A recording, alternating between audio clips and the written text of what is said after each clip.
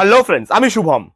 আবার ঝামেলা। তো প্রথমে ঝামেলাটা নিয়ে কথা বলি, তারপর আসছি একটা টিজার রিভিউতে।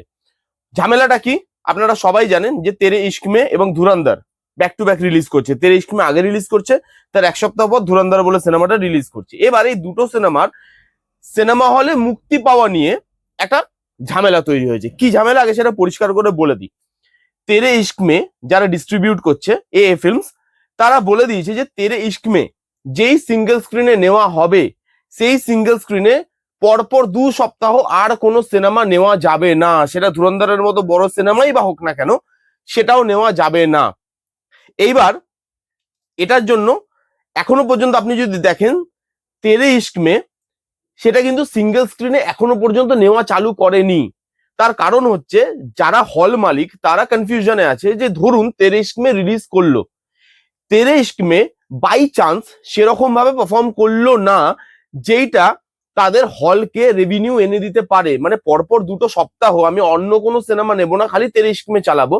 এবার তারা কনফিউশনে আছে যে ভাই ধুরন্ধর যেই সিনেমাটা অলরেডি হাইপে আছে, তার গান ভালো হয়েছে, তার টিজার ভালো হয়েছে, তার ট্রেলার ভালো হয়েছে, এত ভালো ভালো পারফর্মাররা আছে, বড় কাস্ট, বড় প্রোডাকশন হাউস, তো সবকিছু মিলিয়ে ধুরন্ধর অনেক বেশি হাইপ জেনারেট করতে পারছে মানুষের কাছে। যেই গল্পটা দেখাচ্ছে, যেভাবে রনেসটা আনছে, কন্ট্রোভার্সি হয়েছে সেটা নিয়ে ধ্রুবরাটের সঙ্গে, আপনারা সবাই জানেন। তো সবকিছু মিলিয়ে ধুরন্ধর মানুষ দেখতে চাইছে, ধুরন্ধরের হাইপ আছে। এবার তারা এই জিনিসটা ভাবছে যে সিঙ্গেল স্ক্রিনে নেবো না, চলো ঠিক আছে, কিন্তু তেরে ইশক মে এরকম ধরনের সিনেমা এর আগেও বলিউড দেখেছে, ধুরন্ধরের মতো সিনেমা হয়তো দেখেছে, কিন্তু তেরে ইশক মে যেরকম love story, intense love story, এবার এই জিনিসটা না বক্স অফিসে পরপর 2 সপ্তাহ আমি যে চালাবো তাতে কোনো অসুবিধা নেই, কিন্তু যে চালাবো, কিন্তু সেটা গ্যারেন্টি কে দেবে যে 2 সপ্তাহ এই সিনেমাটা রমরমিয়ে চলবে? বাই চান্স যদি কোথাও গিয়ে এই সিনেমাটা ল্যাক করুক, সেটা আমি চাই না, কিন্তু বাই চান্স যদি ল্যাক করে তাহলে আমি ধুরন্ধর আর লাগাতে পারবো না।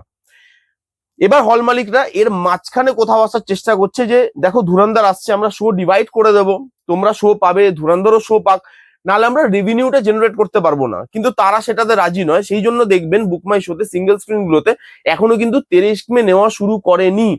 যে এরকমও হতে পারে, এরকম জিনিস আমরা এর আগেও হতে দেখেছি যে হল ডিস্ট্রিবিউশন নিয়ে, শো ডিস্ট্রিবিউশন নিয়ে এরকম ঝামেলা, এরকম বাওয়ালের আগেও হয়েছে। কিন্তু সেখানে কিন্তু এই জিনিসটা ব্যাকফায়ারও করতে আমরা দেখেছি। যে ধরুন কোনো একটা শো তারা নিয়ে নিল পরপর 2 সপ্তাহ চালাবে বলে, এবার তারপর দেখলাম শোটা চলছেই না, তারপরে তাদের হাত পা বাঁধা, তারা কন্ট্রাক্ট সাইন করে ফেলেছে, তারা অন্য কোনো সিনেমা নিতেও পারবে না। এবার যারা ওই সিনেমাটা নেয়নি তারা রমরমিয়ে ধুরন্ধর দিয়ে ব্যবসা করছে, কিন্তু তেরে ইশক মে দিয়ে ব্যবসা করতে পারছে না।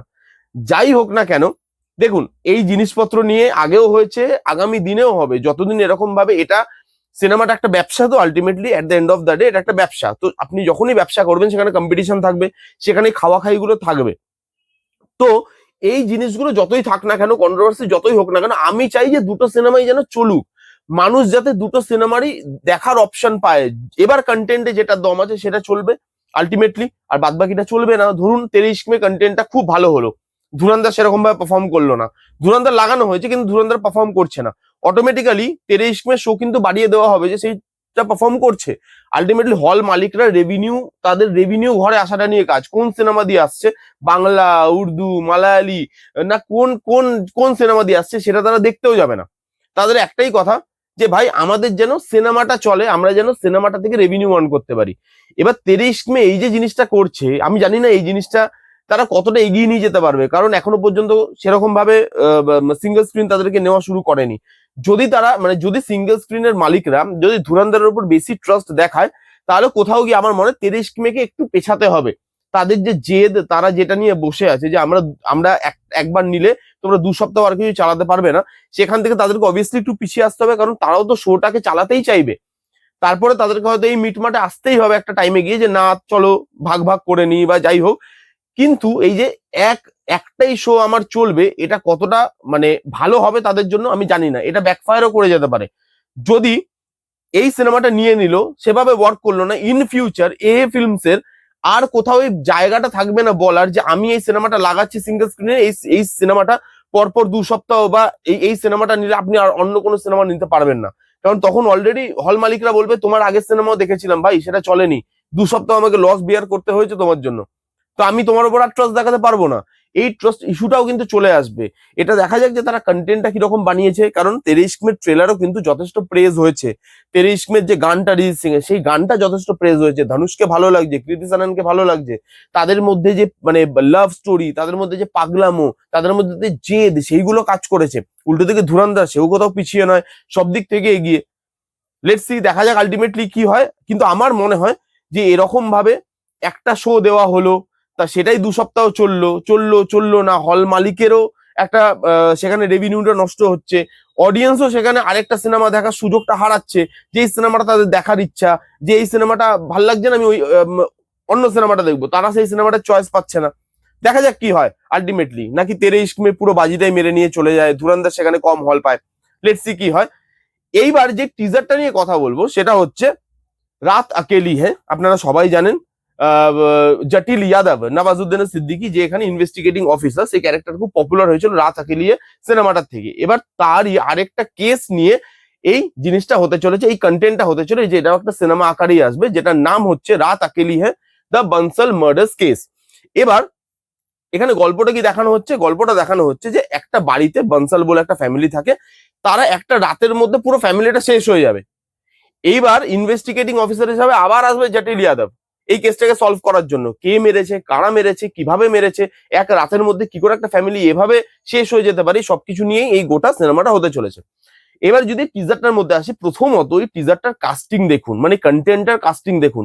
নওয়াজুদ্দিন সিদ্দিকী, রজত কাপুর, ওদিকে দীপ্তি নাভাল, ওদিকে সঞ্জয় কাপুর, রাধিকা আপ্তে, চিত্রাঙ্গদা, বিশাল বড় একটা কাস্টিং, বিশাল বড় একটা স্টার কাস্ট নিয়ে তৈরি, এবং সবাই ভালো পারফর্মার, সবাইকে ভালো লাগছে দেখে। এবং প্রত্যেকটা মোমেন্ট, সেই মোমেন্টটা কিন্তু আপনার ওই এঙ্গেজমেন্টটা বাড়াতে হেল্প করছে। এমন না যে টিজারে গল্প রিভিল করে দিয়েছে প্রচুর, টিজারে সেই সেই কোয়েশ্চেন গুলো আমাদের সামনে খুলে দিয়েছে, যেগুলো তারা সলভ করবে এই গোটা সিনেমা ধরে।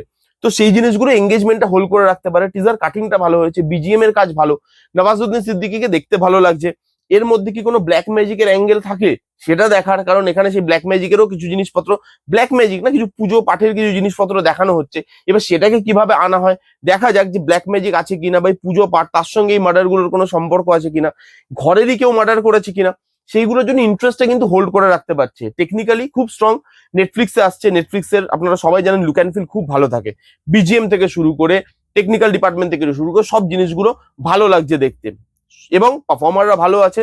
দেখা যাক, টিজার এডিট ভালো হয়েছে। তো এই শোটা কিরকম হয়, এই ক্যারেক্টারটা ফেমাস, যারা যারা রাত আকেলিয়ে দেখেছেন তারা জানেন যে এই ক্যারেক্টারটা নওয়াজুদ্দিন সিদ্দিকী খুব ভালোভাবে প্লে করেছিল, এবং মানুষ তাকে খুব পছন্দও করেছিল। দেখা যাক এই শোটা কিরকম হয়, রহস্যটা কিভাবে আস্তে আস্তে খোলে, স্ক্রিন প্লেটা কেমন ভাবে করা হয়।